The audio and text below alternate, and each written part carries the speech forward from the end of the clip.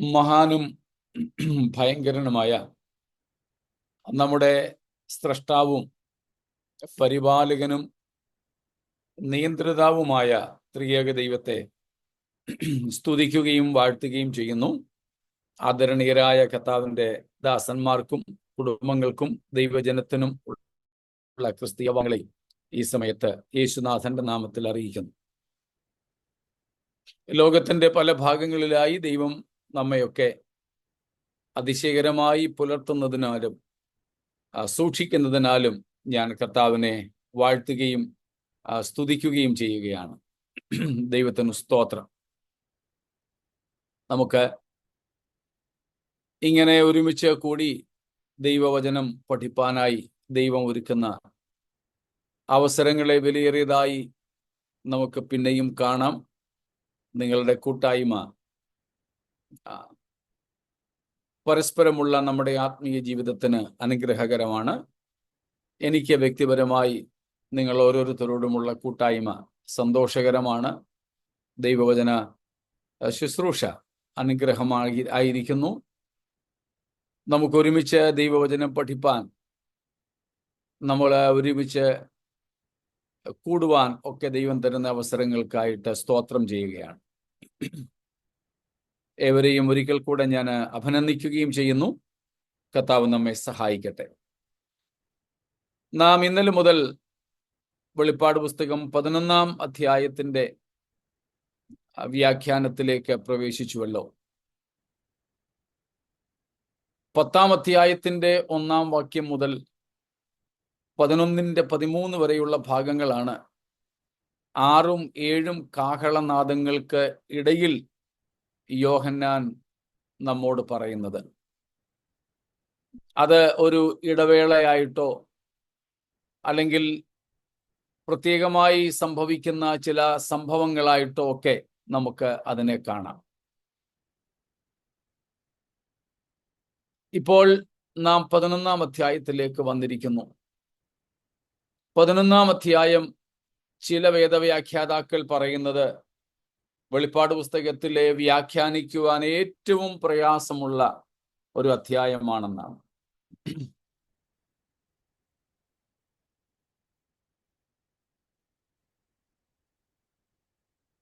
അതിൽ നമ്മൾ ഇന്നലെ കണ്ടതുപോലെ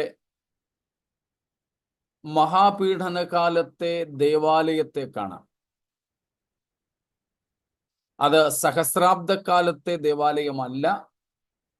സഹസ്രാബ്ദക്കാലത്തെ ദേവാലയം നാം യെഹെസ്കേൽ 40-ാം അധ്യായം മുതൽക്കാണ് കാണുന്നത്. The millennial temple is seen from chapter 40 of Ezekiel. 40-ാം അധ്യായം മുതൽ വിശേഷിച്ചതിൻ്റെ അവസാന അധ്യായങ്ങളിലേക്ക് 47 ഒക്കെയുള്ള അധ്യായങ്ങളിലേക്ക് വരുമ്പോൾ നമുക്ക് സഹസ്രാബ്ദക്കാലത്തെ ദേവാലയത്തെ പറ്റി കാണുവാൻ സാധിക്കും. അത് ഇപ്പോൾ നമ്മുടെ പഠന വിഷയമല്ലാത്തത് കൊണ്ട് അതിലേക്ക് തിരിയുന്നില്ല. അതുകൊണ്ട് ഇപ്പോൾ നാം 11-ാം അധ്യായത്തിൽ കാണുന്ന ദേവാലയം സഹസ്രാബ്ദകാലത്തെ ദേവാലയമല്ല, പകരം മഹാപീഡനകാലത്തെ ദേവാലയമാണ് എന്ന് കണ്ടു. ഒരിക്കൽ കൂടെ നമുക്കതിൻ്റെ ആദ്യത്തെ 3 വാക്യങ്ങൾ വായിക്കാമല്ലോ. 11-ാം അധ്യായത്തിന്റെ ആദ്യത്തെ 3 വാക്യങ്ങൾ. Then I was given a measuring rod like a staff, and I was told, rise and measure the temple of God and the altar and those who worship there. But do not measure the court outside the temple. Leave that out, for it is given over to the nations, and they will trample the holy city for 42 months. And I will grant authority to my 2 witnesses, that they will prophesy for 1260 days, clothed in sackcloth. Praise God. ഈ 11-ാമത്തെ അധ്യായത്തെ നമുക്ക് പ്രധാനമായും 5 ഭാഗങ്ങളായിട്ട് തിരിക്കാം. We can divide this chapter into 5. ആദ്യത്തെ 2 വാക്യങ്ങൾ ഇന്നലെ നാം കണ്ടതുപോലെ മഹാപീഡനകാലത്തെ ദേവാലയം അളക്കുന്നതാണ്. ദേവാലയം എന്ന് പറഞ്ഞാൽ മറ്റ് വിശദീകരണം വേണ്ടല്ലോ. യെരുശലേമിലുള്ള യഹൂദന്മാരുടെ ദേവാലയം. 1-2 വാക്യങ്ങളിൽ നാം കാണുന്നു. The measurement or the measuring, not measurement, actually the measuring of the tribulation temple in Jerusalem is found in verses 1 and 2. 1-2 വാക്യങ്ങളിൽ ആ അളവ് അളക്കുക എന്നതിൻ്റെയൊക്കെ അർത്ഥത്തിലേക്ക് നമുക്ക് പിന്നീട് വരാം. സെക്കൻഡ് പാർട്ട് ഈസ് 3 to 6, 3 തൊട്ട് 6 വരെ ഉള്ളതാണ്. There the ministry of the 2 witnesses, 2 സാക്ഷികളും അവരുടെ ശുശ്രൂഷകളുമാണ് 3 തൊട്ട് 6 വരെയുള്ള വാക്യങ്ങളിൽ. മൂന്നാമത്തെ ഭാഗം 7 to 10, 7 തൊട്ട് 10 വരെയുള്ള ഭാഗങ്ങളാണ്. നമ്മൾ ഇന്നലെ കണ്ടതുപോലെ അവിടെ നാം കാണുന്നത് the emergence of Antichrist, especially he is named as the beast. മൃഗം എന്ന് നാമധേയമുള്ള എതിർ ക്രിസ്തു ആഴത്തിൽ നിന്ന് വരികയും ഈ 2 സാക്ഷികളെ കൊല്ലുകയും ചെയ്യുന്ന ഒരവസ്ഥയാണ് അവിടെ.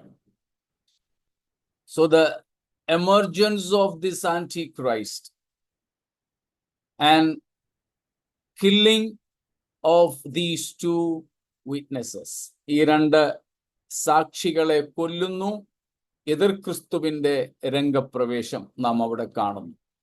ഇതിനു മുമ്പ് തന്നെ എതിർ ക്രിസ്തു ഉണ്ടെങ്കിലും അവന്റെ രീതിയിൽ വെളിപ്പെടുന്നത് ഈ പ്രത്യേക സമയത്താണ്. പിന്നെ 4-ാമത്തെ ഭാഗമാണ് 11 to 13. There is the miracle of the resurrection of these 2 witnesses. എതിർ ക്രിസ്തു കൊന്നുകളയുന്ന ഈ 2 സാക്ഷികളുടെ പുനരുത്ഥാനം, ഉയർത്തെഴുന്നേൽപ്പ്, അത് നിമിത്തം യഹൂദന്മാരിൽ പലരും മാനസാന്തരപ്പെടുന്നതുമായി ഉള്ള ഒരു സംഭവമാണ്. So the miracle of the resurrection of these 2 murdered witnesses. അവസാന ഭാഗമാണ് 14 to 19. 14 തൊട്ട് 19 വരെയുള്ള ഭാഗം. അവിടെ നാം കാണുന്നത് അന്ത്യകാലവുമായി ബന്ധപ്പെട്ട കുറെ ഏറെ കാര്യങ്ങളാണ്. അവിടെ 1000 ആണ്ട് വാഴ്ചയെ കുറിച്ചുള്ള ഒരു രൂപരേഖയുണ്ട്. A blueprint of the millennial kingdom is there. Also, there is the description of the final war, final defeat of the kingdoms, and so on. About the judgment of the dead, those things are recorded there in the last part. അവസാനത്തെ ഭാഗത്തിൽ നമുക്ക് 1000 ആണ്ട് വാഴ്ചയെ കുറിച്ചുള്ള ഒരു രൂപരേഖ, ന്യായവിധിയെ കുറിച്ചുള്ളത്, അങ്ങനെയുള്ള കുറെ അന്ത്യകാല സംഭവങ്ങളുടെ സംക്ഷിപ്ത രൂപം അവിടെ കാണുവാനായിട്ട് സാധിക്കും. അതിൽ നമുക്ക് ആദ്യം 1-ാമത്തെ ഭാഗത്തേക്ക് പോകാം. അതാണ് മഹാപീഡനകാലത്തെ ദേവാലയം അളക്കുന്നത്. നാം ആ ദേവാലയത്തെ കുറിച്ചൊക്കെ ഉള്ള വിവരണങ്ങൾ ഇന്നലെ കണ്ടതുകൊണ്ട് ആവർത്തിക്കേണ്ടതില്ല എന്ന് ഞാൻ കരുതുന്നു. അതിൽ എന്തെങ്കിലും വിശദീകരണങ്ങൾ വേണമെങ്കിൽ ഇതിന് ശേഷം നിങ്ങൾക്ക് ചോദിക്കാം. അപ്പോൾ ദേവാലയം അവിടെ അളക്കുകയാണ്. ഒരു ബിൽഡറിന്റെ ഭാഷയിൽ, ഒരു കെട്ടിട നിർമ്മാതാവിന്റെ ഭാഷയിൽ ഒരു അളവുകോൽ യോഹന്നാന് നൽകപ്പെടുന്നു. ആ അളവുകോൽ കൊണ്ട് അളക്കുവാനുള്ള കൽപ്പനയും യോഹന്നാന് ലഭിക്കുന്നു. 3 കാര്യങ്ങൾ അളക്കാനാണ് പറയുന്നത്. ദേവാലയം, പിന്നെ യാഗപീഠം, 3 നമസ്കരിക്കുവാൻ വരുന്നവർ, നമസ്കാരികൾ അല്ലെങ്കിൽ ആരാധനക്കാർ. ഇങ്ങനെ 3 കൂട്ടരെ അളക്കുവാൻ വേണ്ടി അവിടെ പറയുന്നു. അളവിനെ കുറിച്ചും അളവുകോലുകളെ കുറിച്ചുമൊക്കെ നമുക്ക് ഈ വെളിപ്പാട് പുസ്തകത്തിൽ ഉൾപ്പെടെ പല ഭാഗങ്ങളിൽ കാണുവാൻ സാധിക്കുന്നുണ്ട്. പ്രത്യേകിച്ച് യെഹെസ്കേൽ 40-ാം അധ്യായത്തിന്റെ 3 മുതൽ 6 വരെയുള്ള വാക്യങ്ങളിൽ നമുക്ക് കാണാം. ഒന്നും വായിക്കുവാനായിട്ട് താല്പര്യപ്പെടുന്നില്ല. നമ്മുടെ പഠനവുമായിട്ട് അത്ര വലിയ പ്രാധാന്യമുള്ളതല്ല ഈ അളക്കുക എന്നതുകൊണ്ട് നമ്മൾ വിടുകയാണ്. Ezekiel 40 verses 3-6, സെഖരായ chapter 2 verse 1, സെഖരിയാവ് 2:1, Amos 7:7-8, Amos 7:7 and 8. ഈ ഭാഗങ്ങളിലൊക്കെ നമുക്ക് അളവും അളവുകോലും ഒക്കെ കാണുവാനായിട്ട് സാധിക്കും. നമ്മുടെ നാട്ടിലുമുണ്ട് മുഴക്കോലും. ഇങ്ങനെയുള്ള ആശാരിമാരുടെ, കാർപ്പൻറ്റേഴ്സിന്റെ ഒരു ഭാഷയിലാണ് ഇവിടെ പറഞ്ഞിരിക്കുന്നത്. ആ ഭാഗങ്ങൾ പോകട്ടെ. അളവുകോൽ യോഹന്നാന് ലഭിച്ചു, അല്ലെങ്കിൽ യോഹന്നാന്റെ കയ്യിൽ ഉണ്ടായിരുന്നെന്ന് കരുതാം. അതുകൊണ്ട് അളക്കുവാനായിട്ട് പറയുന്നു. പഴയ നിയമത്തിലും പുതിയ നിയമത്തിൽ നാം 21-ാം അധ്യായത്തിലേക്കൊക്കെ വരുമ്പോഴും അവിടെ പുതിയ യെരുശലേമിനെ സംബന്ധിച്ചുള്ള ചില അളവുകളെ കുറിച്ചും ഒക്കെ കാണുന്നുണ്ട്. ദൂതന്റെ അളവിന് എന്ന് വെച്ചാൽ മനുഷ്യന്റെ അളവിന് എന്നൊക്കെ പറഞ്ഞ് അവിടെ പറഞ്ഞിട്ടുണ്ട്. അപ്പോൾ വെളിപ്പാട് പുസ്തകം ഉൾപ്പെടെയുള്ള പ്രവാചക ഗ്രന്ഥങ്ങളിൽ പലയിടത്തും ഈ അളവുകോലുകളെ കുറിച്ചും അളവുകളെ കുറിച്ചുമൊക്കെ രേഖപ്പെടുത്തിയിട്ടുണ്ട്. സ്തോത്രം. ഈ അളക്കുന്നതിന്റെ അർത്ഥം എന്താണ്? ഉദ്ദേശം എന്താണ്? What is the meaning and purpose of this measuring? അതാണ് നാം ഇനി ഒന്ന് ഓടിച്ചു നോക്കുന്നത്.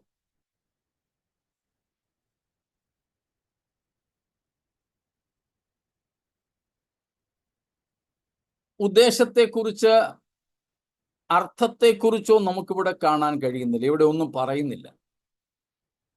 അതുകൊണ്ട് അനുമാനങ്ങൾ മാത്രമായിരിക്കും ഉള്ളത്.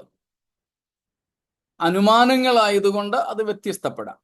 ഒരാളിൻ്റെ അനുമാനമായിരിക്കില്ല മറ്റൊരാളിൻ്റെത്.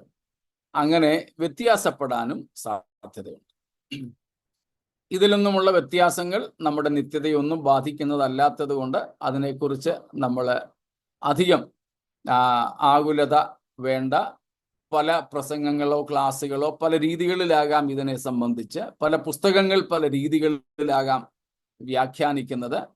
അതുകൊണ്ട് കൃത്യമായിട്ട് ഇന്നതാണെന്ന് പറഞ്ഞിട്ടില്ലാത്തത് കൊണ്ട് നമുക്ക് അനുമാനിക്കുവാൻ, അസ്യൂം ചെയ്യാൻ അനുവാദമുണ്ട്. അല്ലെങ്കിൽ നമുക്കതിന് തെറ്റില്ല, അത് ചെയ്യുന്നതിൽ തെറ്റില്ല. അപ്പോൾ ഇവിടെ വ്യക്തമായി പറഞ്ഞിട്ടില്ല ഉദ്ദേശവും അർത്ഥവും. എന്നാൽ നമുക്ക് അനുമാനിക്കുവാൻ കഴിയുന്നത് പൊതുവെ അളക്കുക എന്നത് ഏതായാലും ചിലപ്പോൾ പണിയുന്നതിനായിരിക്കും. ഇവിടെ ഏതായാലും പണിയപ്പെട്ടതായതുകൊണ്ട് പണിയുന്നതിന് വേണ്ടി അല്ല. പിന്നെ പ്രധാനമായും ഇവിടെ അളക്കുക എന്നതുകൊണ്ട് അർത്ഥമാക്കുന്നത് മുദ്രയിടുക എന്ന അർത്ഥത്തിൽ തന്നെ ദൈവത്തിൻ്റെ ഉടമസ്ഥതയെ കാണിക്കുവാൻ വേണ്ടിയാകാം. അളക്കുക എന്നത് ഉടമസ്ഥതയെയും സുരക്ഷിതത്വത്തെയും കാണിക്കുന്ന ഒരു സംഗതിയാണ്. ഇപ്പം നമ്മുടെയൊക്കെ തന്നെ സാധാരണ അർത്ഥത്തിൽ പറയുക, നമ്മുടെയൊക്കെ തന്നെ വീടുകളോ വസ്തുവോ ഒക്കെ അളക്കുക എന്ന് വെച്ചാൽ അളന്ന് തിട്ടപ്പെടുത്തി അത് നമ്മുടേതാണെന്ന് ഉറപ്പുവരുത്തി, വേണമെങ്കിൽ വേലി കെട്ടിയോ മതിൽ കെട്ടിയോ ഒക്കെ തിരിച്ച് ഉറപ്പിക്കുക, സ്ഥിരപ്പെടുത്തുക, സുരക്ഷിതമാക്കുക എന്നൊക്കെയുള്ള അർത്ഥം നമുക്കിവിടെ സ്വീകരിക്കാം. സ്തോത്രം. ഈ പറഞ്ഞതുപോലെ 7-ാമത്തെ അധ്യായത്തിൽ നമ്മൾ വിശുദ്ധന്മാരെ മുദ്രയിട്ടത് കാണുന്നുണ്ട്. അല്ലെങ്കിൽ യഹൂദ സഭയിൽ നിന്നുള്ള യഹൂദന്മാരുടെ ഇടയിൽ നിന്നുള്ള ചിലരെ 7-ാം അധ്യായത്തിൽ മുദ്രയിട്ടു. In chapter 7 we see the sealing of people. We saw there the sealing meant security, ownership of them. God is taking the responsibility of them. In the same way, here measuring is also considered, just as sealing in chapter 7, sealing of the people. Here, measuring of the place. So here, measuring can be meant the proof or the establishment of the ownership of God upon the temple. And God is taking the responsibility of this particular temple. ഈ ആരാധനാലയം അല്ലെങ്കിൽ യാഗപീഠം, അവിടെ വരുന്ന ജനത, ഇവരെയൊക്കെ കുറിച്ചുള്ള ഉത്തരവാദിത്വം ദൈവം ഏറ്റെടുക്കുന്നതിൻ്റെ ഒരു ചിത്രമാകാം ഇവിടുത്തെ അളവ് എന്ന് പറയുന്നത്. പ്രത്യേകിച്ച് ഇനിയും ഇത് അശുദ്ധമാക്കപ്പെടുവാൻ പോകുന്നു. ഇനിയും ഇത് ജാതികൾ ചവിട്ടാൻ പോകുന്നു. എന്തിനേറെ അതിവിശുദ്ധ സ്ഥലത്തു പോലും മ്ലേച്ഛ ബിംബം സ്ഥാപിക്കപ്പെടാൻ പോകുന്നു. അങ്ങനെ യെരുശലേം ദേവാലയത്തിന്റെ പവിത്രത നഷ്ടപ്പെടാനും ഇതിന്റെ ഉടമസ്ഥാവകാശം അന്യാധീനപ്പെടാനും പോവുകയാണ്. അതിനു മുമ്പ് ദൈവം തൻ്റെ ആലയത്തെയും തൻ്റെ ജനത്തെയും കുറിച്ചുള്ള ഉത്തരവാദിത്വം ഏറ്റെടുക്കുന്ന ഒരു ചിത്രമാണ് നമുക്കിവിടെ കാണുവാൻ കഴിയുന്നത്. So in the days to come, we know that Antichrist will desecrate the temple. He will put his abominable images in the temple. And he will command people to offer sacrifices to his image, as we are now going to see from chapter 13. So this temple is going to be desecrated, polluted. And before desecration of the temple, before the destruction of the temple, before the desolation of this temple, God is making sure that he is going to take the responsibility of this temple and the worship systems and the people, the worshippers. ഇവിടെ ആരാധിക്കുവാൻ വരുന്ന യഹൂദ ജനം ഏറ്റവും ക്രൂരമായി പീഡിപ്പിക്കപ്പെടാൻ പോവുകയാണ്. ഈ ദേവാലയം തീണ്ടപ്പെടാൻ പോവുകയാണ്. മ്ലേച്ഛ വിഗ്രഹത്തെ സ്ഥാപിച്ച്, എതിർ ക്രിസ്തുവിന്റെ തന്നെ ബിംബത്തെ സ്ഥാപിച്ച്, എതിർ ക്രിസ്തുവിന്റെ റോബോട്ടിക്, ഇന്നത്തെ ഭാഷയിൽ പറഞ്ഞാൽ AI കൊണ്ട്, ആർട്ടിഫിഷ്യൽ ഇന്റലിജൻസ് കൊണ്ട് കമ്പ്യൂട്ടറൈസ്ഡ് ആയിട്ട് പ്രവർത്തിക്കുന്ന ഒരു റോബോട്ട് പോലെ പ്രവർത്തിക്കുന്ന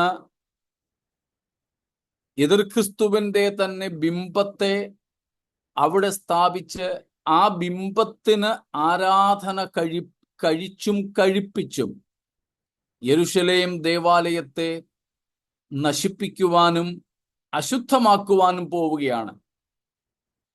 അവിടെ വരുന്ന ജനത്തെ ഏറ്റവും ദാരുണമായി പീഡിപ്പിക്കുവാൻ തുടങ്ങുന്ന ഒരു സമയം. എന്നാൽ അതിനു മുമ്പ് കർത്താവ് ഈ അളവെടുക്കുന്നതിലൂടെ ദൈവം അവരെ സംരക്ഷിക്കുമെന്നും അവരുടെ ഉത്തരവാദിത്വം ഏറ്റെടുക്കുമെന്നുമുള്ള ഒരു സന്ദേശം അവർക്ക് നൽകുന്നു. അതിൻ്റെ ഭാഗമായിട്ടാകാം ഇവിടുത്തെ ഈ അളവ് എന്നുള്ളത്. സ്തോത്രം. അപ്പോൾ ഒരു സംരക്ഷണം എന്ന നിലയിൽ, ദൈവത്തിൻ്റെ ഒരു ഗ്യാരണ്ടി, ഒരു ഉറപ്പ് എന്ന നിലയിൽ നമുക്ക് ഇതിനെ മനസ്സിലാക്കാം. പക്ഷേ ഈ ദേവാലയം നിലനിൽക്കുമോ അതോ നശിപ്പിക്കപ്പെടുമോ? ശുദ്ധീകരിച്ചെടുക്കുകയുള്ളോ? ഇത് നശിപ്പിക്കപ്പെടണം.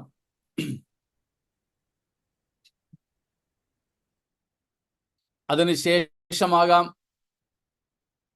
1000 ആണ്ട് വാഴ്ചക്കാലത്തെ ദേവാലയത്തിന്റെ രൂപീകരണം ഉണ്ടാകുന്നത്.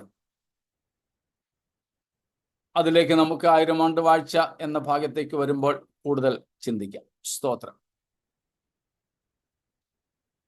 അപ്പം പുറമേയുള്ള പ്രാകാരം അളക്കാതെ വിട്ടേക്കാൻ പറയുന്നു. അത് ജാതികൾക്ക് കൊടുത്തിരിക്കുന്നു എന്നാണ് പറഞ്ഞിരിക്കുന്നത്. ജാതികൾക്ക് കൊടുത്തിരിക്കുന്നു. പണ്ടത്തെ ആദ്യത്തെ ദേവാലയത്തിൽ പ്രധാനമായും 2 പ്രാകാരങ്ങളെ ഉണ്ടായിരുന്നുള്ളൂ. എന്നാൽ ഹെരോദാവിന്റെ ദേവാലയത്തിൽ 4 പ്രാകാരങ്ങൾ ഉണ്ടായിരുന്നുവെന്ന് പറയപ്പെടുന്നു. നമ്മൾ അതിനെക്കുറിച്ച് നേരത്തെ ചിന്തിച്ചിട്ടുണ്ട്. സ്ത്രീകൾക്കുള്ളത്, ജാതികൾക്കുള്ളത്, സാധാരണ യഹൂദ പുരുഷന്മാർക്കുള്ളത്, പുരോഹിതന്മാർക്കുള്ളത് എന്ന നിലയിൽ അതിനെ 4ആയിട്ട് തരം തിരിച്ചിരുന്നു.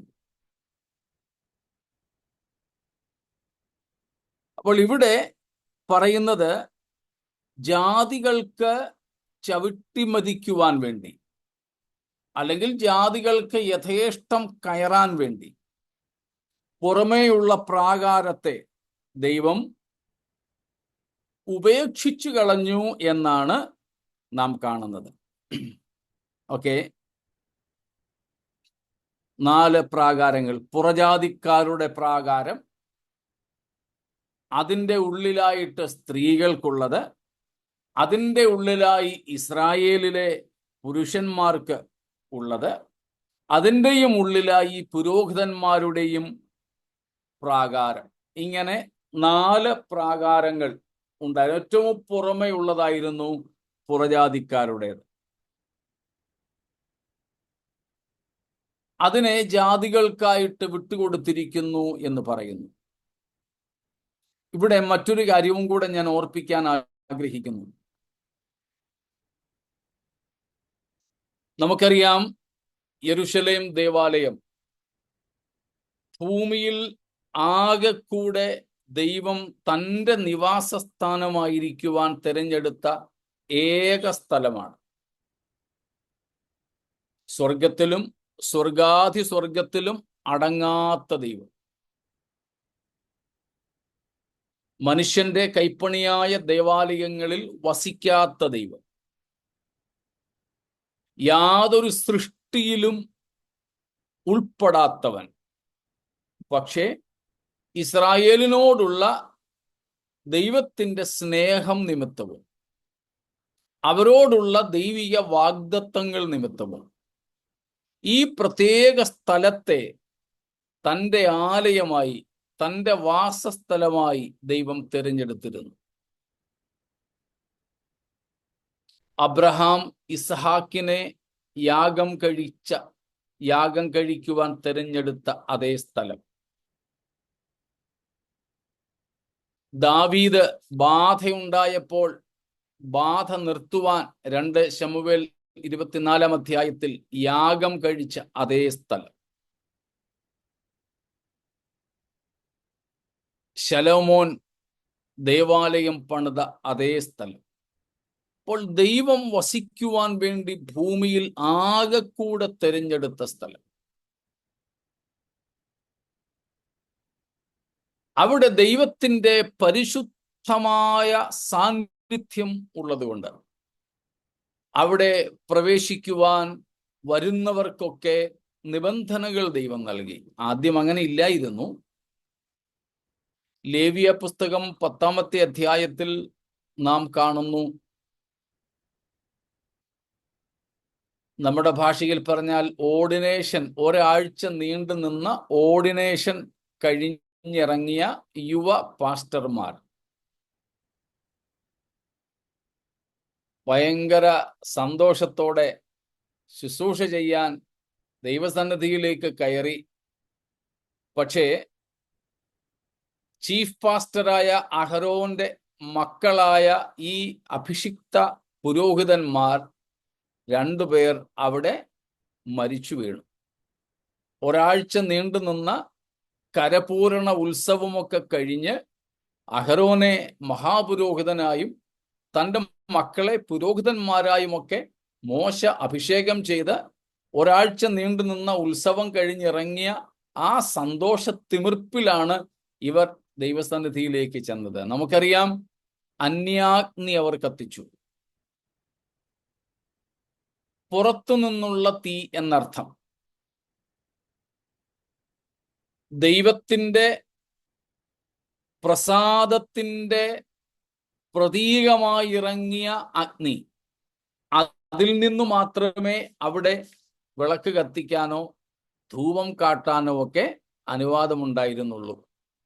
അല്ലാതെ അടുക്കളയിലെ തീയ് മറ്റ് ആ ദൈവത്തിൻ്റെ സന്നിധിയിൽ നിന്നും ഇറങ്ങിയ തീയിൽ നിന്നും തുടർമാനമായി കത്തി വരുന്നതിൽ നിന്നല്ലാതെ അവിടെ മറ്റൊരു തീ കത്തിക്കാൻ അനുവാദമില്ല. അതിനെയാണ് അന്യാഗ്നി എന്ന് പറയുന്നത്. അത് നിമിത്തമാണ് അവർ മരിച്ചു വീണത്. അതിനുശേഷമാണ് ദൈവം അവരോട് കൽപ്പിച്ചത്, ഇനിയും വരുന്നവനും പോകുന്നവനും ഒന്നും കയറി വരണ്ട, തിരശ്ശീലയ്ക്ക് ഇട്ടതിനെ മാറ്റിയതും നിബന്ധനകൾ കൊടുത്തതും. പറഞ്ഞു വരുന്നത്, ദൈവസാന്നിധ്യത്തിൻ്റെ വലിയ ഒരു ശക്തി അവിടെ വെളിപ്പെട്ടിരുന്നു. എന്നെ വളരെ ഭയപ്പെടുത്തുന്ന മറ്റൊരു സംഭവം ശമൂവേലിന്റെ പുസ്തകത്തിലുണ്ട്. ആ പശ്ചാത്തലത്തിലും കൂടെ ആകാം ദാവീദ് ദൈവത്തോട് ചോദിക്കുന്നത്, യഹോവേ, നിന്റെ കൂടാരത്തിൽ ആർ പാർക്കും, നിന്റെ വിശുദ്ധ പർവ്വതത്തിൽ ആർ വസിക്കും എന്നൊക്കെ. 1 ശമൂവേലിന്റെ പുസ്തകത്തിൽ നാം കാണുന്നു, 6-ാമത്തെ അധ്യായത്തിൽ അതിന്റെ 19-ാമത്തെ വാക്യം. 1 Samuel 6:19. And he struck some of the men of Bethshemesh because they looked upon the ark of the Lord. He struck 70 men of them, and the people mourned because the Lord had struck the people with a great blow. സ്തോത്രം. പശ്ചാത്തലം നമുക്കറിയാമായിരിക്കുമല്ലോ. ഏലി മഹാപുരോഹിതന്റെ മക്കളുടെ കാലത്ത് ഫെലിസ്ത്യർ ഇസ്രായേലിനെ തോൽപ്പിച്ചു. Ark of the covenant, നിയമപെട്ടകവും അവർ പിടിച്ചുകൊണ്ടുപോയി. ദാഗോൻ എന്ന അവരുടെ ദേവന്റെ ക്ഷേത്രത്തിൽ വെച്ചു. പക്ഷെ നിയമപെട്ടകത്തിന് മുമ്പിൽ ദാഗോൻ വീണ് കിടക്കുന്ന, പിന്നീട് അതിൻ്റെ അവയവങ്ങളൊക്കെ ഒടിഞ്ഞുപോയ സ്ഥിതിഗതികളൊക്കെ ഈ അധ്യായത്തിൽ നമുക്ക് കാണാം. ഒടുവിലാണ് നാം കാണുന്നത്, അതിൻ്റെ 17-ാമത്തെ വാക്യം മുതൽക്ക് ഓരോ ഫെലിസ്തീയ പ്രഭുക്കന്മാരുടെ പേരിലും നേർച്ചയായി ചില കാര്യങ്ങളൊക്കെ വെച്ച് നിയമപെട്ടകത്തെ ഉടനെ പ്രസവിച്ച 2 പശുക്കളെ കെട്ടി അതിൻ്റെ കുട്ടികളെ വീട്ടിൽ നിർത്തിയിട്ട്, ഇന്ന് ആളില്ലാത്ത, പൈലറ്റ് ഇല്ലാത്ത ഫ്ലൈറ്റുകളൊക്കെ കണ്ടുപിടിച്ചിട്ടുണ്ട്. എനിക്ക് തോന്നുന്നു അതിൻ്റെ ആദ്യത്തെ പതിപ്പ് ഇവിടെയാണ്. ഡ്രൈവർ ഇല്ലാത്ത ഒരു വണ്ടി.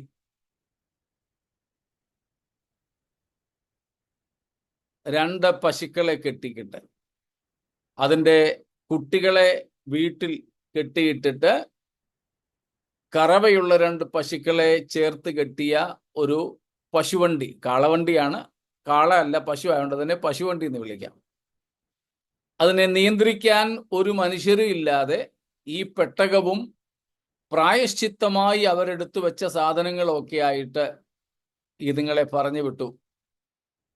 ഒരു GPS ഇല്ലാതെ ഈ പശുക്കൾ നേരെ വന്നു നിന്നത് അതിന്റെ ചരിത്രമാണ് ഈ 17 മുതൽക്ക് ഉള്ള വാക്യങ്ങളിലുള്ളത്. ഇത് ബേത്ശേമേശ്യർ കണ്ടു. കനത്ത തിരശീലയ്ക്കകത്ത്, കർട്ടനകത്ത് ആരും കാണാതെ വെച്ചേക്കുന്ന നിയമപെട്ടകം ഇങ്ങനെ അവർക്കൊന്ന് കാണാൻ കിട്ടിയപ്പോൾ അതിശയത്തോടെ വന്ന് നോക്കിയതാ. പക്ഷേ 19-ാമത്തെ വാക്യത്തിൽ നമ്മൾ കണ്ടു 50,070 പേരെ 50,070 പേരെ ആ ദൈവ സാന്നിധ്യം കൊന്നുകളഞ്ഞു. പിന്നീട് ദാവീദിന്റെ കാലത്തെ നമുക്കറിയാം, പെട്ടകം ദാവീദിന്റെ നഗരത്തിലേക്ക് കൊണ്ടുവരുമ്പോൾ താഴെ വീഴാൻ പോയ പെട്ടകത്തെ പിടിച്ച ഉസ്സ മരിച്ചതുമൊക്കെ. ഇതെല്ലാം കൂടെ കണ്ടും അറിഞ്ഞുമാണ് ദാവീദ് 15-ാം സങ്കീർത്തനത്തിൽ നെടുവേർപ്പെട്ട് ചോദിച്ചത്, യഹോവേ, നിന്റെ കൂടാരത്തിൽ ആർ പാർക്കും, നിന്റെ വിശുദ്ധ പർവ്വതത്തിൽ ആർ വസിക്കും. ഞാൻ പറഞ്ഞു വരുന്നതിന്റെ സാരം മനസ്സിലായോ? ലേവ്യ പുസ്തകം 10-ാം അധ്യായത്തിൽ അഭിഷേകം കഴിഞ്ഞ പുരോഹിതന്മാർ ദൈവസന്നിധിയിൽ മരിച്ചു വീണു. ഇവിടെ പെട്ടകത്തെ നോക്കിയ മനുഷ്യർ 50,070 പേർ മരിച്ചു വീണു. പെട്ടകം താഴെ വീഴാൻ പോയപ്പോൾ അതിനെ താങ്ങിയ ഉസ്സ മരിച്ചു വീണു. പക്ഷെ ഇപ്പോൾ നോക്കിക്കേ,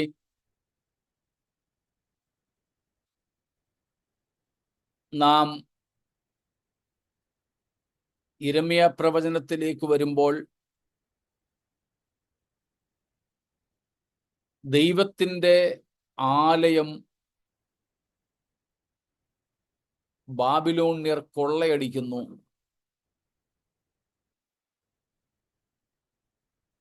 ദൈവത്തിൻ്റെ ആലയത്തിൻ്റെ ഉള്ളിലേക്ക് വരെ, അതിവിശുദ്ധ സ്ഥലത്തു വരെ ബാബിലോണ്യ പട്ടാളക്കാർ ഇരച്ചു കയറുന്നു. ആർക്കെങ്കിലും എന്തെങ്കിലും സംഭവിച്ചോ? ഒന്നും സംഭവിച്ചില്ല. നിങ്ങൾക്ക് കണക്ട് ചെയ്യാൻ പറ്റുന്നുണ്ടോ കാര്യം? സ്തോത്രം. അതോ എങ്ങും എത്തും പിടിയും കിട്ടാതിരിക്കുകയാണോ? അല്ലല്ലോ. സ്തോത്രം. അപ്പോൾ ദൈവസാന്നിധ്യത്തിൻ്റെയും ദേവാലയത്തിൻ്റെയും ആ ഒരു കോൺസീക്രേറ്റഡ്, വിശുദ്ധീകരിക്കപ്പെട്ട സ്ഥിതിയും ആ ദൈവസാന്നിധ്യത്തിൻ്റെ വെളിപ്പാടുമൊക്കെയാണ് ഒന്ന് സ്ഥിരീകരിക്കാൻ ഞാൻ ലേവ്യ 10 മുതൽ ഇങ്ങോട്ട് ചില സംഭവങ്ങൾ എടുത്ത് കാണിച്ചത്. അതേ വസിക്കുവാൻ തിരഞ്ഞെടുത്ത ദൈവത്തിൻ്റെ യെരുശലേമിലെ ആലയം പക്ഷേ ഇപ്പോൾ യിരെമ്യാ പ്രവാചകന്റെ, ദാനിയേലിന്റെ ഒക്കെ കാലത്ത് ശത്രുക്കൾ അതിലേക്ക് ഇരച്ചു കയറി യാതൊരു ന്യായപ്രമാണത്തിന്റെ വ്യവസ്ഥകളും പാലിക്കാതെ യെരുശലേം ദേവാലയത്തെ അശുദ്ധമാക്കുന്നു, അതിനെ കൊള്ളയടിക്കുന്നു, ഒടുവിൽ അതിനെ ഇടിച്ചു കളയുകയും ചുട്ടുകളയുകയും ചെയ്യുന്നു. പക്ഷേ അവർക്കാർക്കും ഒന്നും സംഭവിച്ചില്ല. അതുപോലെ തന്നെ ഇവിടെ ഈ മഹാപീഡനകാലത്തെ ദേവാലയത്തിൽ എതിർ ക്രിസ്തുവിന്റെ മ്ലേച്ഛ വിഗ്രഹം ഉൾപ്പെടെ കാര്യങ്ങൾ വച്ച് ദേവാലയത്തെ തീണ്ടിക്കുന്നു, അശുദ്ധമാക്കുന്നു. പക്ഷേ അവർക്കും പ്രത്യേകിച്ചൊന്നും ആ സമയത്ത് സംഭവിക്കുന്നില്ല. എന്താണ് കാരണം? അതാണ് നമ്മുടെ പ്രധാനപ്പെട്ട സന്ദേശം. എന്താ കാരണം? ദൈവ സാന്നിധ്യം ഇല്ലാത്തത് കൊണ്ട്. സ്തോത്രം. ദേവാലയത്തിന്റെ പകിട്ടോ അത് നിർമ്മിച്ച വസ്തുക്കളുടെ മേന്മയോ അതിൽ ശുശ്രൂഷിക്കുന്ന പുരോഹിതന്മാരുടെ അലങ്കാരങ്ങളോ അവിടെ ഉപയോഗിക്കുന്ന ഭാഷകളോ ഇതൊന്നുമല്ല ദേവാലയത്തെ ദേവാലയമാക്കിയത്. അവിടെ നിറഞ്ഞു നിന്നിരുന്ന ദൈവത്തിന്റെ സാന്നിധ്യമാണ്. പക്ഷേ ഞാൻ ഈ പറഞ്ഞ സമയങ്ങളിലൊക്കെ ശത്രുക്കൾ അവിടെ നിറഞ്ഞാടിയിട്ടും, ശത്രുക്കൾ, അഗ്രചർമ്മികൾ, യഹൂദന്മാരല്ലാത്തവർ, അന്യജാതിക്കാർ അവിടെ യഥേഷ്ടം ദൈവാലയത്തോട് പ്രതികരിച്ചിട്ടും ദൈവ സാന്നിധ്യം അവരെ ആരെയും സ്ട്രൈക്ക് ചെയ്യാതിരുന്നത്, ദൈവ സാന്നിധ്യം അവരെ ആരെയും ഒന്നും ചെയ്യാതിരുന്നത്, അവർക്ക് ദോഷം ഭവിക്കാതിരുന്നതിന് ഒറ്റ കാരണമേ ഉള്ളൂ. അവിടെ ഉണ്ടായിരുന്ന പരിശുദ്ധനായ ദൈവം അവരെ വിട്ടുപോയി. സ്തോത്രം. പരിശുദ്ധനായ ദൈവം അവിടെ നിന്നും ഇറങ്ങിപ്പോയി. ദൈവ സാന്നിധ്യം നഷ്ടപ്പെട്ടു.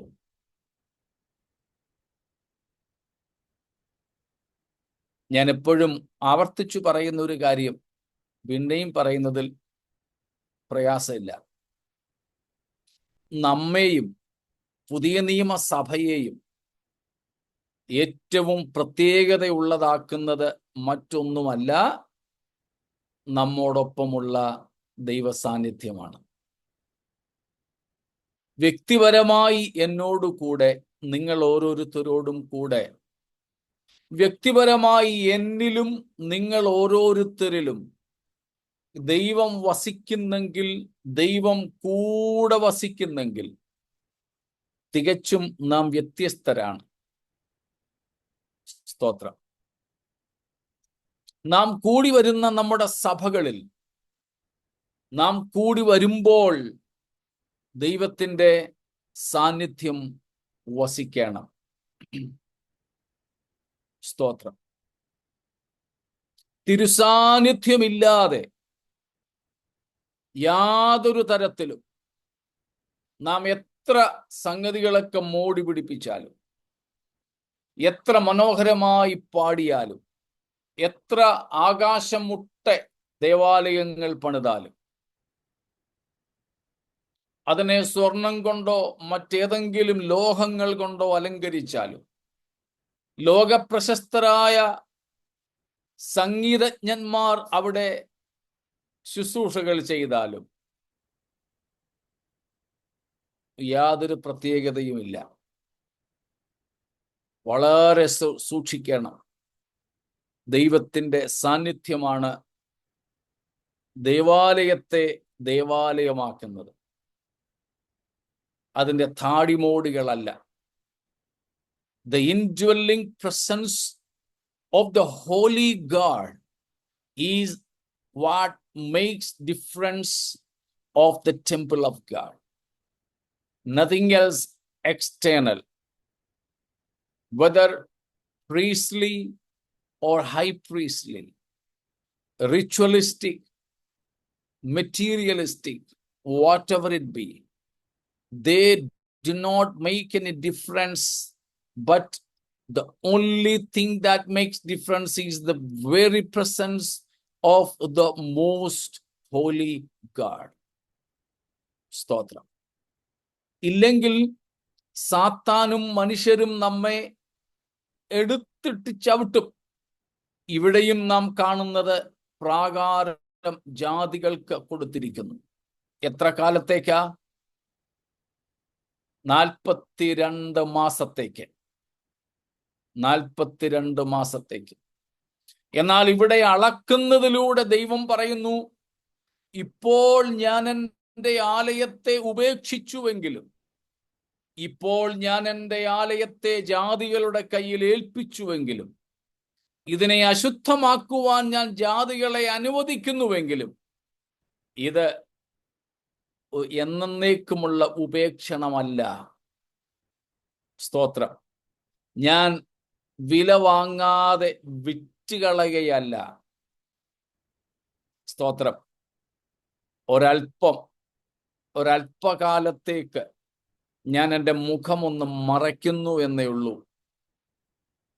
അപ്പോൾ ദൈവം ഇവിടെ ദേവാലയത്തെ അളക്കാനും യാഗപീഠത്തെയും ജനത്തെയും അളക്കാനും പറയുന്നതിലൂടെ, പ്രാകാരത്തെ ജാതികൾക്ക് വിട്ടുകൊടുത്തിരിക്കുന്നെന്ന് പറയുന്നതിലൂടെ ദൈവം നമ്മോട് കൈമാറുന്ന സന്ദേശം ഇതാണ്. അല്ലെങ്കിൽ ഇസ്രായേലിനോട് പറയുന്ന കാര്യം ഇതാണ്: ഞാൻ ഇവിടെ നിന്നും ഇറങ്ങിപ്പോയത് കൊണ്ട് ജാതികൾ ഇതിനെ മെതിച്ചു കളയുന്നു. അതിന് ഞാൻ അനുവദിച്ച ഒരു സമയമുണ്ട്. എന്നേക്കുമായി ഞാൻ നിങ്ങളെ തള്ളിക്കളയുന്നില്ല. എന്നേക്കുമായി ഞാൻ നിങ്ങളെ ഉപേക്ഷിക്കുന്നില്ല. ഞാൻ നിങ്ങളെ വീണ്ടും എൻ്റേതാക്കി തീർത്തുകൊള്ളും. ആ ഒരു ശക്തമായ സന്ദേശമാണ് ഇവിടെ 11-ാം അധ്യായത്തിന്റെ 1ഉം 2ഉം വാക്യങ്ങളിൽ നിന്നും നമുക്ക് ലഭിക്കുന്നത്. മറ്റൊന്ന്, ഇങ്ങനെ ദൈവം വിട്ടുപോകാൻ എന്താണ് കാരണം? ശത്രുക്കളെ ഓടിച്ചപ്പോ അങ്ങോടിപ്പോയതാണോ? ഒരിക്കലും അല്ല. ശത്രുക്കളെ ഭയന്നു പോയതാണോ? അല്ല.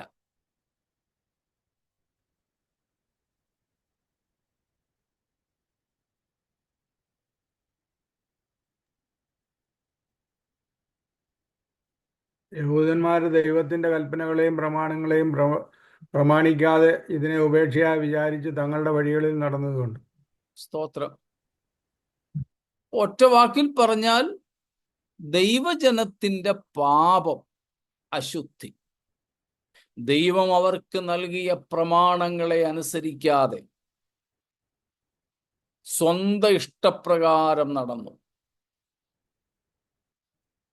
ദൈവിക പ്രമാണങ്ങൾക്ക് അവർ യാതൊരു വിലയും കൽപ്പിച്ചില്ല. ഈവൻ ടുഡേ, ഇന്നും യെരുശലേമുണ്ട്, ദേവാലയം പണിയാൻ അവർ ഒരുങ്ങിയിരിക്കുന്നു എന്നൊക്കെയുള്ളത് ശരിയാണെങ്കിലും ഇപ്പോഴും എൻ്റെ യാത്രയിൽ ഞാൻ മനസ്സിലാക്കിയ ഒരു സംഗതി, അമേരിക്കയിലെ തന്നെ ഏറ്റവും അധികം നിരീശ്വരവാദികൾ യഹൂദന്മാരത്രേ. ഏറ്റവും കൂടുതൽ സ്വവർഗ വിവാഹത്തിന് ഏറെ പ്രാധാന്യം കൊടുക്കുന്ന ഒരു സമൂഹമായി ഇസ്രായേൽ തന്നെ മാറിയിരിക്കുന്നു. വളരെ ചുരുക്കം പേർ ഓർത്തഡോക്സ് ജ്യൂസ് ആയിട്ടുണ്ട്, ശരിയാ.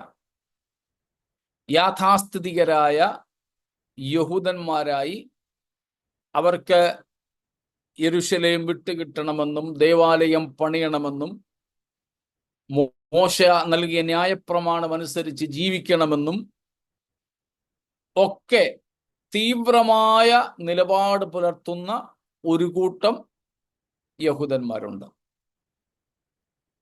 ഇസ്രായേലിലും ഉണ്ട്, മറ്റു രാജ്യങ്ങളിലും, വിശേഷാൽ അമേരിക്കയിലും ഉണ്ട്. എന്നാൽ നല്ല ഒരു ശതമാനവും ആ യാഥാസ്ഥിതിക യഹൂദ ചിന്താഗതികളോട് യോജിക്കാത്തവരാണ്. ഇപ്പോൾ തന്നെ നിങ്ങൾ കാണുന്നുണ്ടല്ലോ, ഹമാസുമായുള്ള യുദ്ധത്തിൽ ഇസ്രായേൽ അല്ലെങ്കിൽ യഹൂദ ഗവൺമെന്റിനെതിരെ മത്സരരംഗത്തിറങ്ങുന്ന, സമരരംഗത്തിറങ്ങുന്ന ഇസ്രായേലിയരെ തന്നെ അവരുടെ കൂട്ടത്തിൽ തന്നെയുണ്ട്. അപ്പോൾ ഇന്നും വളരെ ചുരുക്കം പേർ മാത്രമേ ന്യായപ്രമാണത്തിനോ ദൈവവചനത്തിനോ പ്രാധാന്യം നൽകുന്നുള്ളൂ. മറ്റുള്ളവർ വല്ലാത്ത മ്ലേച്ഛതയിൽ കഴിയുന്നു. നിരീശ്വരവാദികളാണ് വളരെയധികം യഹൂദന്മാരും. പണക്കാരാ, ഭയങ്കര ബുദ്ധിമാന്മാരുമാണ്. പക്ഷേ ഒരു ദൈവത്തിലും വിശ്വാസമില്ലാത്തവർ, നാസ്തികന്മാർ, എത്തീസ്, and also living very abominable lives.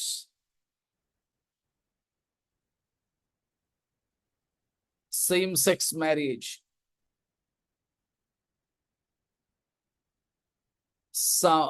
സമലൈംഗിക വിവാഹത്തിനൊക്കെ വളരെ ഊന്നൽ കൊടുക്കുന്ന, അങ്ങനെ ജീവിക്കുന്ന ഒരു യുവതലമുറയാണ് യഹൂദന്മാർക്കിടയിൽ നിന്നുള്ളത്.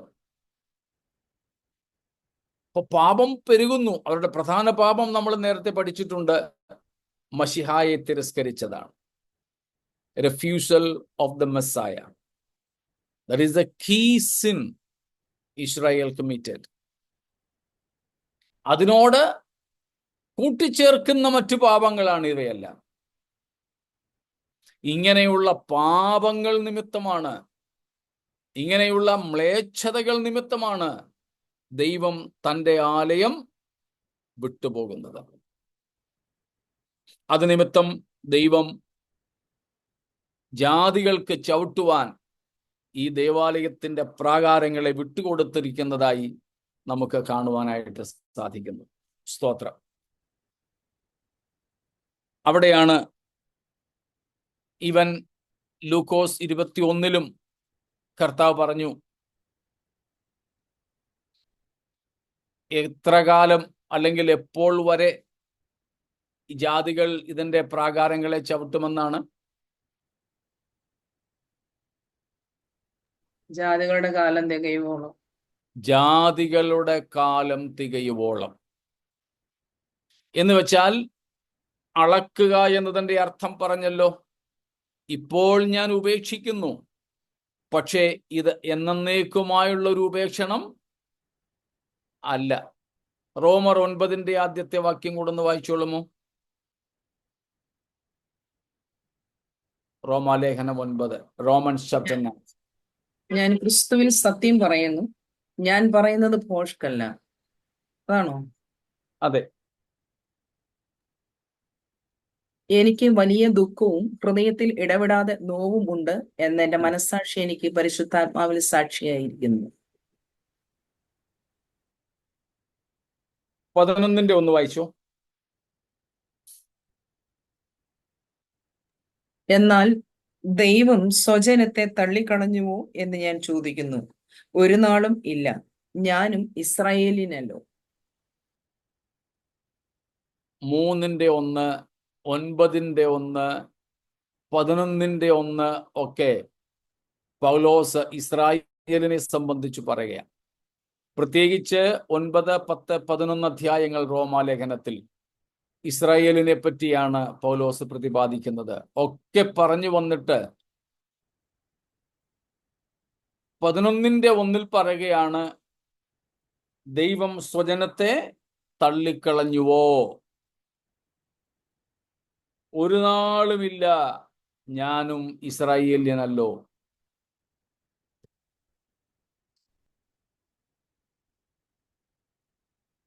ഇസ്രായേലിന്റെ പാപവും മത്സരവും ഒക്കെ പൗലോസ് പറഞ്ഞു 9, 10, 11 അധ്യായങ്ങളിൽ.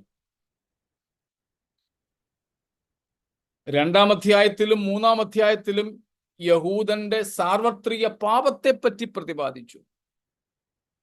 എന്നിട്ടാണ് 11 വന്നപ്പോ പറഞ്ഞത്, സ്വജനത്തെ ദൈവം തള്ളിക്കളഞ്ഞോ? ഇല്ല. അവരുടെ താൽക്കാലിക പാപം നിമിത്തം ഇപ്പോൾ അവരെ കൈവിട്ടിരിക്കുന്നെങ്കിലും, അതിന്റെ 11:12 വായിച്ചോളൂ. എന്നാൽ അവരുടെ ലംഘനം ലോകത്തിന് ധനവും അവരുടെ നഷ്ടം ജാതികൾക്ക് സമ്പത്തും വരുവാൻ കാരണമായി എങ്കിൽ അവരുടെ യഥാസ്ഥാനം എത്രയധികം. 15. അവരുടെ ഭ്രംശം ലോകത്തിന്റെ നിരപ്പിന് ഹേതുവായി എങ്കിൽ അവരുടെ അംഗീകരണം മരിച്ചവരുടെ ഉയർപ്പല്ലാതെ എന്താകും. 25:25. സഹോദരന്മാരെ, നിങ്ങൾ ബുദ്ധിമാന്മാരെന്ന് നിങ്ങൾക്ക് തന്നെ തോന്നാതിരിപ്പാൻ ഈ രഹസ്യം അറിയാതിരിക്കരുത് എന്ന് ഞാൻ ആഗ്രഹിക്കുന്നു. ജാതികളുടെ പൂർണ്ണസംഖ്യ ചേരുവോളം ഇസ്രായേലിന് അംശമായി കാഠിന്യം ഭവിച്ചിരിക്കുന്നു. ഇങ്ങനെ ഇസ്രായേൽ മുഴുവനും രക്ഷിക്കപ്പെടും. കണ്ടോ? ഈ വാക്യങ്ങളിലെല്ലാം പൗലോസ് ഇക്കാര്യം വ്യക്തമാക്കുന്നു. ആ വാക്യങ്ങളെ ഞാൻ വ്യാഖ്യാനിക്കുന്നില്ല, ആശയം മാത്രം പറയുന്നു.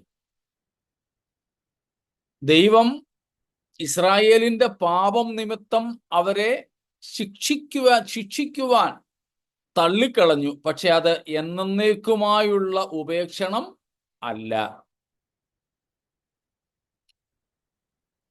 താൽക്കാലികമാണ്.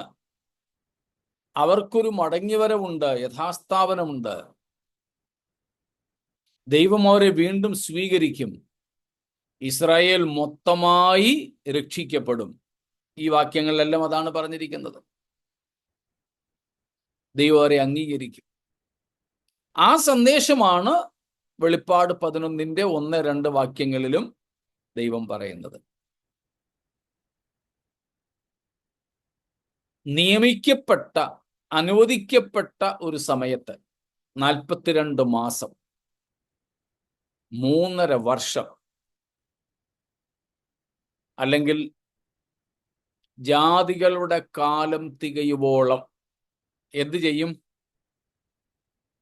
ജാതികൾ യെരൂശലേമിനെ ചവിട്ടും, അല്ലെങ്കിൽ പ്രാകാരങ്ങളെ മെതിച്ചു കളയും. അപ്പൊ കാലം, സമയം നിശ്ചിതമാണ്. ജാതികളുടെ കാലം എന്ന് പറയുന്നതും നമ്മൾ നേരത്തെ പഠിച്ചിട്ടുള്ളതാ, ഓർമ്മ കാണുമായിരിക്കുമല്ലോ. The time of Gentiles. Now we saw in Romans 11:25 the full number of Gentiles. But in Luke 21, Jesus said about a time of Gentiles. ഓർമ്മ കാണുമല്ലോ ജാതികളുടെ കാലം എന്നതിൻ്റെ അർത്ഥം. BC 606 മുതൽ നെബൂഖദ്നേസർ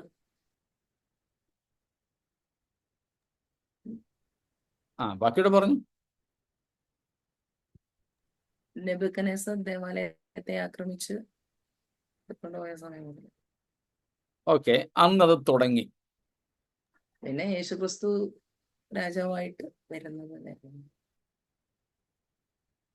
അതെ, ജാതികളുടെ കാലം ആരംഭിച്ചത് യഹൂദന് രാജ്യഭരണം നഷ്ടപ്പെട്ട BC 606 എന്ന് വെച്ചാൽ ജാതികളുടെ കാലം, ദ ടൈം ഓഫ് ജെന്റൈൽസ് എന്ന് പറയുന്നത് ദൈവമോ ദൈവത്തിന്റെ ജനമായ ഇസ്രായേലോ ലോക ഭരണത്തിന്റെ ചക്രം തിരിക്കാതെ അത് ജാതികളുടെ കയ്യിലേക്ക് ദൈവം ഏൽപ്പിച്ചു കൊടുത്ത കാലഘട്ടമാണ്. നമ്മൾ അതിനെ പഠിച്ചിട്ടുണ്ട്. ഒന്നും കൂടെ ഞാൻ കമ്പിവാചകങ്ങളിൽ ഒന്ന് ആവർത്തിക്കാം. സൃഷ്ടിയുടെ ആരംഭത്തിൽ ദൈവം എന്തായിരുന്നു ആഗ്രഹിച്ചിരുന്നത്? അല്ലെങ്കിൽ എങ്ങനെയായിരുന്നു നിയമനം?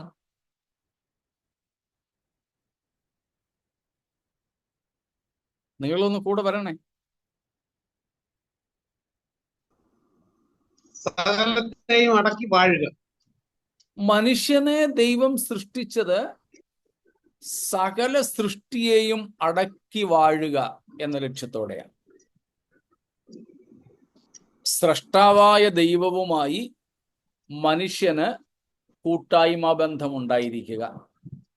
ആ കൂട്ടായ്മ ബന്ധം നിമിത്തം, ആ ഒരു ബന്ധം നിമിത്തം സ്രഷ്ടാവിന്റെ പ്രതിനിധിയായി സ്രഷ്ടാവായ ദൈവത്തിന്റെ അധികാരമെല്ലാം മുഴു സൃഷ്ടിയിലും നടത്തി വാഴുക എന്നതായിരുന്നു ദൈവത്തിന് സൃഷ്ടിപ്പിലുള്ള ഉദ്ദേശം.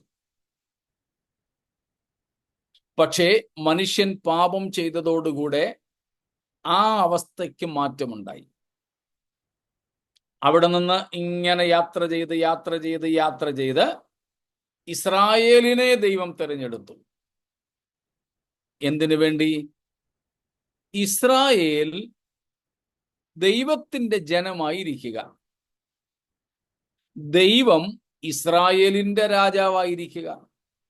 അതുകൊണ്ടാണ് ഇസ്രായേലിന് ഒരു രാജാവിനെ ദൈവം നിയമിക്കുന്നത്. ഐ ആം യുവർ കിങ്, ഞാനാണ് നിങ്ങളുടെ രാജാവ്. ഞാൻ എന്നും പറയുന്നത് പോലെ, God be the king of Israel and Israel be the king of the world. This was what God intended. മനുഷ്യൻ പാപം ചെയ്തപ്പോൾ, അവന് വാഴ്ച നഷ്ടപ്പെട്ടപ്പോൾ, ദൈവം ഇസ്രായേലിനെ രൂപപ്പെടുത്തി ദൈവം അവരുടെ രാജാവായിരിക്കുക, അവർ ലോകത്തിന്റെ രാജാക്കന്മാരായിരിക്കുക. ഇതായിരുന്നു ദൈവത്തിന്റെ പദ്ധതി. അതുകൊണ്ട് ദൈവം അവർക്കൊരു മാനുഷ രാജാവിനെ കൊടുത്തില്ല. പിന്നീട് അങ്ങോട്ട് പോയപ്പോൾ അവരൊരു രാജാവിനെ ചോദിച്ചു. വിഷമിച്ചിരുന്ന ശമൂവേലിനോട് ദൈവം പറഞ്ഞു, നീ എന്തിനാ വിഷമിക്കുന്നേ?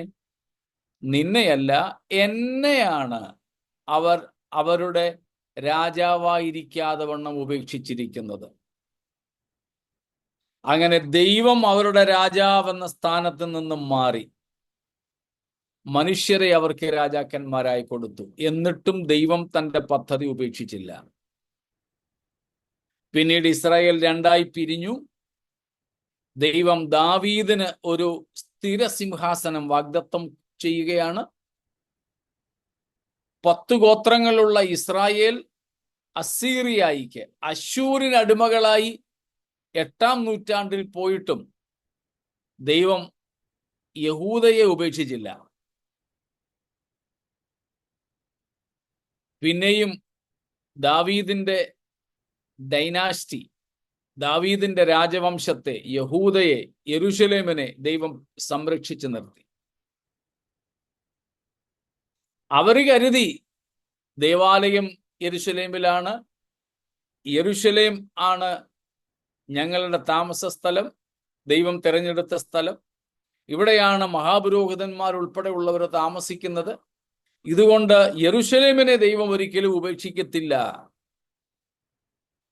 അങ്ങനെ അവർ വൃഥാവായിട്ട് ചിന്തിച്ചു.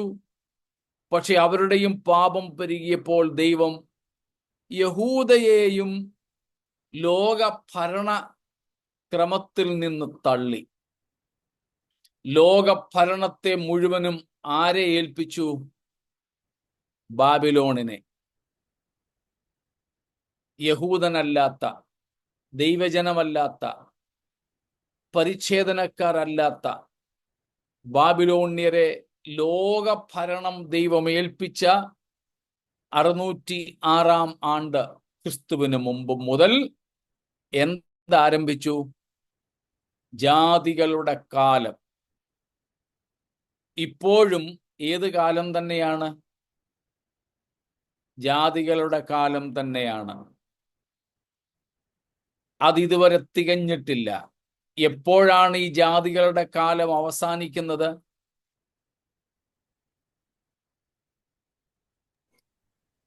ആയിരം ആണ്ട് വാഴ്ചയുടെ ആരംഭത്തോടുകൂടെ എന്ന് വെച്ചാൽ യേശു ക്രിസ്തു ലോകഭരണം മാനുഷിക ഭരണകൂടങ്ങളിൽ നിന്നും തിരിച്ചു പിടിക്കുമ്പോൾ ഈ ജാതികളുടെ കാലത്തിന് തിരശീല വീഴും.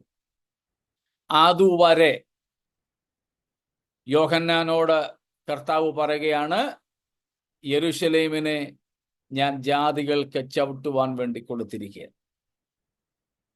അതുകൊണ്ട് നീ ഇപ്പോൾ അതിനെക്കുറിച്ചൊന്നും ആകുലപ്പെടേണ്ടതില്ല. സ്തോത്രം. അപ്പോൾ ദൈവം അനുവദിച്ച ഒരു കാലഘട്ടമുണ്ട്.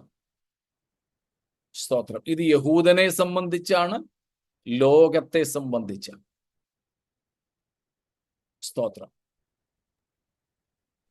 എന്നാൽ സംഖ്യയും ഈ ജാതികളുടെ കാലവും പറയുന്നത് രണ്ടും രണ്ടില്ലയോ? ജാതികളുടെ സംഖ്യയും ജാതികളുടെ കാലവും എന്ന് പറയുന്നത് ഭയങ്കര വ്യത്യാസമുള്ളതില്ലയോ? ജാതികളുടെ സംഖ്യയും ജാതികളുടെ കാലവും എൻറ്റയർലി ഡിഫറെന്റ് ആണ്. തികച്ചും വ്യത്യസ്തമാണ്. ഞങ്ങളൊരു സാറ് പറയാറുണ്ടായിരുന്ന പോലെ കടലും കടലാടിയും പോലെയാണ്. കടൽ എവിടെ കിടക്കുന്നു? കടലാടി എന്നാണ് പേരെങ്കിലും അത് വനത്തിലൊക്കെ കാണുന്ന ഒരു ചെടിയാണ്. അപ്പൊ പേര് ഒരുപോലൊക്കെ ഇരിക്കുന്നെങ്കിലും ബന്ധമൊന്നുമില്ല. എന്നതുപോലെ ജാതികളുടെ കാലം, ഞാൻ ഈ പറഞ്ഞ യഹൂദൻ അല്ലെങ്കിൽ ദാവീദിന്റെ വംശം രാജഭരണത്തിൽ നിന്നും നീക്കപ്പെട്ട യഹൂദൻ ജാതികളുടെ അടിമകളായി, രാഷ്ട്രീയ അടിമകളായി വിൽക്കപ്പെട്ട യഹൂദന്റെ മേൽ ജാതീയ രാജാക്കന്മാർ ആധിപത്യം സ്ഥാപിച്ച നെബൂഖദ്നേസറിന്റെ കാലം BC 606 മുതൽ യേശുക്രിസ്തു ലോകഭരണം ഏറ്റെടുക്കുന്നത് വരെ, ആ കാലഘട്ടം ഏതെന്ന് നമുക്ക് പറയാൻ അറിയില്ല. ക്രിസ്തു ലോകഭരണം ഏറ്റെടുക്കുന്നത് വരെയുള്ള കാലഘട്ടത്തെയാണ് ജാതികളുടെ കാലം, ടൈം ഓഫ് ജെന്റൈൽസ് എന്ന് വിളിക്കുന്നത്. എന്നാൽ ഫുൾ നമ്പർ ഓഫ് ജെന്റൈൽസ് എന്ന്, ജാതികളുടെ പൂർണ്ണ സംഖ്യ എന്ന് വിളിക്കുന്നത് സഭയെക്കുറിച്ചാണ്. നമ്മൾ നേരത്തെ പഠിച്ചിട്ടുള്ളതുപോലെ യേശുക്രിസ്തുവിന്റെ നാമം നിമിത്തം അല്ലെങ്കിൽ ക്രിസ്തുയേശുവിൽ സുവിശേഷത്താൽ ജാതികൾ, ഓർമ്മ കാണും എഫേസ്യർ 3:6, ഏക ശരീരസ്ഥരായി വാഗ്ദത്തത്തിന് കൂട്ട അവകാശികളായി. സ്തോത്രം. പിന്നെ 3 കാര്യങ്ങൾ അവിടെ പറയുന്നത്, എടുത്തെങ്കിലും ഒന്ന് വായിച്ചോളൂ. 3:6. ജാതികൾ സുവിശേഷത്താൽ ക്രിസ്തുയേശുവിൽ കൂട്ടവകാശികളും ഏക ശരീരസ്ഥരും വാഗ്ദത്തത്തിൻ പങ്കാളികളും ആകണം എന്നുള്ളത് തന്നെ. ഇത് ദൈവത്തിന്റെ ഒരു വ്യവസ്ഥയാണ്, ദൈവത്തിന്റെ ഒരു പർപ്പസിംഗ് ആണ്. ജാതികൾ യേശുക്രിസ്തുവിൽ സുവിശേഷത്താൽ 3 കാര്യങ്ങൾ ആർജിക്കുക: കൂട്ടവകാശം, ഏക ശരീരസ്ഥർ, വാഗ്ദത്തത്തിൻ പങ്കാളികൾ ആയിത്തീരുക എന്ന ഒരു ദൈവിക വ്യവസ്ഥ. ഇതിന്റെ ആദ്യത്തെ പടി നാം കാണുന്നത് കൊർന്നല്യോസിന്റെ മാനസാന്തരത്തോടുകൂടെയാണ്. ഒരു പക്ഷേ അതിനു മുമ്പ് എത്യോപ്യ രാജ്ഞിയുടെ ധനമന്ത്രിയായിരുന്ന ഷണ്ണനും ജാതീയനായിരുന്നിരിക്കാം. യഹൂദനാണെന്നുള്ളതിന് തെളിവില്ല. കാരണം ജാതികളും യെരുശലേം ദേവാലയത്തിൽ വരിക, നമസ്കരിക്കുക പതിവായിരുന്നു. ഇയാൾ ഷണ്ണനായതുകൊണ്ട് ഇയാൾക്കും ദേവാലയത്തിനകത്തേക്ക് പോകാൻ ഏതായാലും യഹൂദനായാലും പറ്റില്ലായിരുന്നു. എന്നാൽ സംശയമില്ലാതെ പറയാൻ പറ്റുന്നത് കൊർന്നല്യോസ് ആണ്. ആ കൊർന്നല്യോസ് എഫേസ്യർ 3:6 പ്രകാരം ആദ്യമായി ദൈവസഭയിലേക്ക് പ്രവേശിച്ചു. അതുമുതൽ നാം ഉൾപ്പെടെയുള്ള ജാതികൾ പ്രവേശിച്ചു കൊണ്ടിരിക്കുന്നു. ദൈവത്തിന്റെ സമ്പൂർണ്ണ ജ്ഞാനത്തിൽ, ഒംനീഷ്യൻസിൽ, ദൈവത്തിന്റെ ഫോർനോളജിൽ, മുന്നറിവിൽ ദൈവത്തിനറിയാം എത്ര പേർ ജാതികളിൽ നിന്നും ഇങ്ങനെ രക്ഷിക്കപ്പെട്ട് സഭയിലാകുമെന്ന്. അവരുടെ പൂർണ്ണ സംഖ്യ ചേരുക എന്നുള്ളതാണ് റോമർ 11:25 നമ്മൾ വായിച്ച ഫുൾ നമ്പർ ഓഫ് ജെന്റൈൽസ് എന്നുള്ളത്. എന്നാൽ ജാതികളുടെ കാലം, ലോകജാതികൾ ലോകഭരണം ഏറ്റെടുത്ത് നടത്തുന്ന മാനുഷിക ഭരണകൂടങ്ങളുടെ കാലം, അതിനവസാനം വരുന്നത് യേശു രാജാവായി ഭൂമിയിലേക്ക്, സ്തോത്രം, വരുമ്പോഴാണ്. അത് 1000 ആണ്ട് വാഴ്ചയോടുകൂടെയാണ് ആരംഭിക്കുന്നത്. അതാണ് 1-2 വാക്യങ്ങളുടെ അർത്ഥം. സ്തോത്രം. അപ്പോൾ ദൈവം ശത്രുക്കളുടെ കയ്യിലേക്ക് കാര്യങ്ങൾ ഏൽപ്പിച്ചിരിക്കുന്നെങ്കിലും ഇപ്പോഴും നിയന്ത്രണം ദൈവത്തിന്റെ കയ്യിൽ തന്നെ. യഥാസ്ഥാനം, വീണ്ടെടുപ്പ് ദൈവം നിയമിച്ചിട്ടുണ്ട്. ആ അവസ്ഥയാണ് കാണിക്കുന്നത്.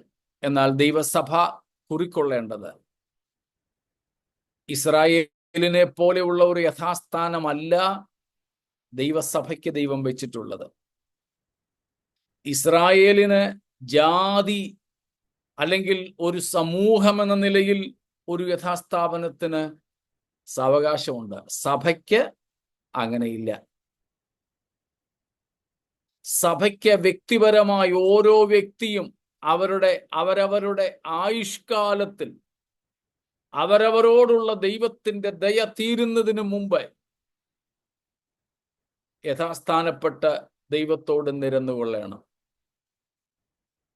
അതല്ലാതെ ഇസ്രായേൽ മക്കളെ പോലെ ഒരു യഥാസ്ഥാനം നമുക്കുണ്ടാവുമെന്നും അതിനൊരു കാലഘട്ടം ദൈവം വെച്ചിട്ടുണ്ടെന്നും കരുതി ആരും വഞ്ചിക്കപ്പെടരുത്. ദൈവസഭയ്ക്ക് അങ്ങനെ ഒരു കാലഘട്ടമില്ല. സ്തോത്രം. ഓരോ വ്യക്തിയുടെയും ആയുഷ്കാലമാണ് അവരവരുടെ മാനസാന്തരത്തിനും യഥാസ്ഥാനത്തിനുമുള്ള കാലം. അത് കൈവിട്ടു പോകാതിരിപ്പാൻ നാം ശ്രദ്ധിക്കുക. ദൈവ സാന്നിധ്യം നമ്മോട് കൂടെ ഉള്ളതാണ് ഏറ്റവും വലിയത്. അതൊരിക്കലും നഷ്ടമാകാതിരിപ്പാൻ നമുക്ക് നമ്മെ തന്നെ സൂക്ഷിക്കുകയും സമർപ്പിക്കുകയും ചെയ്യാം. സ്തോത്രം. ദൈവമായ കർത്താവ് നമ്മെ ഈ വചനങ്ങളാൽ അനുഗ്രഹിക്കുമാറാകട്ടെ. സ്തോത്രം.